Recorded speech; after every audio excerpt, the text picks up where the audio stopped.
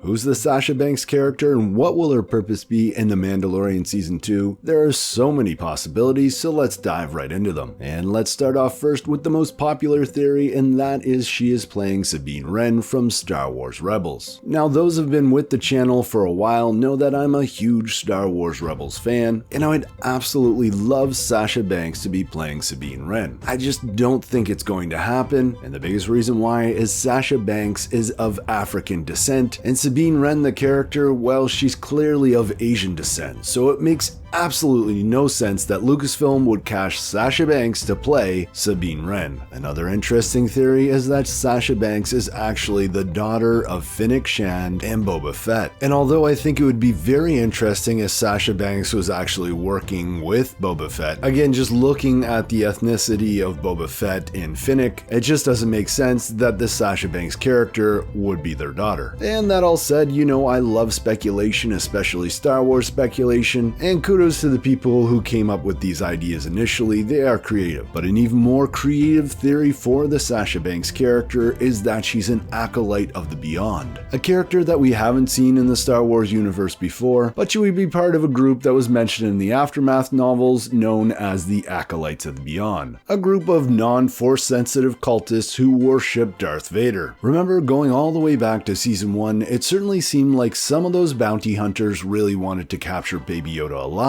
while others like IG-11 were actually sent to destroy the baby. So wouldn't it be interesting if the Acolytes of Beyond are actually one of those groups that are trying to capture the child alive? And since they've had very little success with bounty hunters, they're actually sending in one of their own, and this is the Sasha Banks character. Now, to me, this theory makes a lot of sense because we know that Dave Filoni and Jon Favreau have already borrowed from the Aftermath books, as they've used Cobb Vanth in episode 1 of season 2. And there's also the fact that in the only major trailer we got for The Mandalorian Season 2, when the Sasha Banks character shows up, they are mentioning sorcerers and Jedi, which obviously imply that she is force sensitive or part of some sort of force group like the Acolytes of the Beyond. Add to this also the fact that Jon Favreau and Dave Filoni were both quoted as saying that this season, Season 2 of The Mandalorian, would have a much broader scope than The Mandalorian Season 1, and wouldn't it be interesting if that means that not only do we have Moff Gideon and this Imperial remnant trying to track Baby Yoda, but also this group of Sith worshipping cultists known as the Acolytes of the Beyond. The interesting thing about all this speculation is that we can almost guarantee we're going to see the Sasha Banks character in episode 3 of The Mandalorian. However, that said, we may not actually find out who she is until much later in the season. But hey, Star Wars fans, let me know what you think in the comments below. Who is the Sasha Banks character? As always, I'm Mike. Thanks for watching, and may the Force be with you.